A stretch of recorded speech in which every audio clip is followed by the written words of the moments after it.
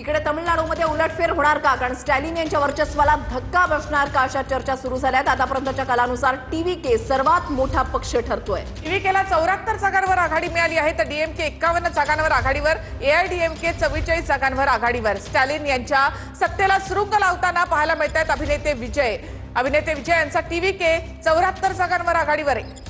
आतापर्यंतच्या कलानुसार आता जर आपण पाहिलं तमिळनाडूमधले सध्याचे कल आपण या ठिकाणी पाहताय।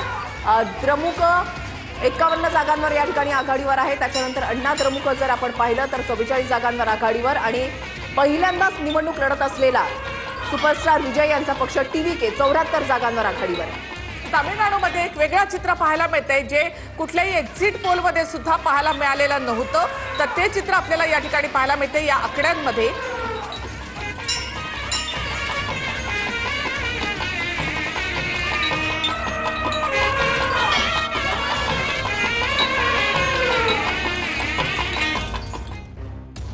पश्चिम बंगालमध्ये हिंदू मतं एकवटली असं सुवेंदू अधिकारी यांनी म्हटलेलं आहे। ममतांच्या सरकार विरोधात मतदारांनी रोष व्यक्त केला असं सुवेंदू अधिकारी म्हणतायत। सुवेंदू अधिकारी यांची प्रतिक्रिया आपण या ठिकाणी पाहताय। 11 वाजल्याच्या नंतर आपण आणखीन एक प्रतिक्रिया देणार असल्याचं त्यांनी या ठिकाणी म्हटलेलं आहे। ममतांच्या सरकारच्या विरोधात मतदारांनी रोष व्यक्त केला असं सुवेंदू अधिकारी यांनी म्हटलेलं आहे।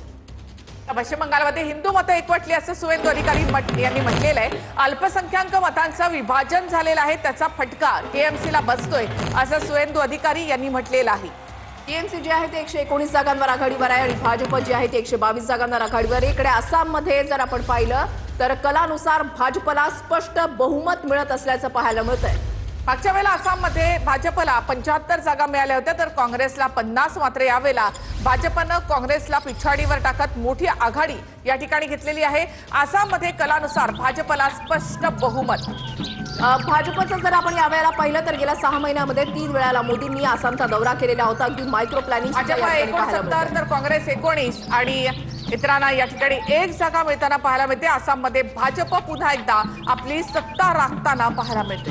भाजप जर पाहिलं तर या ठिकाणी 89 जागांवर त्यांनी उमेदवार उभे केलेले आहेत तर एजीपीने 26 जागांवर उमेदवार उभे केलेले आहेत आणि काँग्रेस जर आपण या ठिकाणी पाहिलं तर काँग्रेसची 8 पक्षांसोबत युती आहे, आघाडी आहे। मात्र काँग्रेसला कोणीतरी यश मिळत नाहीये आसाममध्ये असं पाहायला मिळत आहे। कलानुसार केरळमध्ये काँग्रेसला स्पष्ट बहुमत मिळताना पाहायला मिळत आहे। डाव्यांची सत्ता या ठिकाणी उलथवून लावत काँग्रेसला इथे स्पष्ट बहुमत।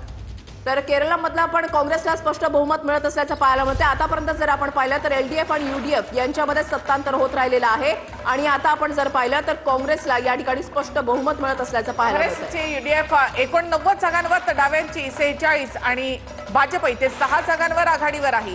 भाजप पहिल्यांदाच इथे खातं उघडताना तर काँग्रेसचे प्रणित यूडीएफ या ठिकाणी 89 जागांवर म्हणजे पूर्ण बहुमतामध्ये आहे या ठिकाणी काँग्रेस, तर डाव्यांना 46 जागा या ठिकाणी आघाडी मिळाली आहे। तर केरळमधला आपण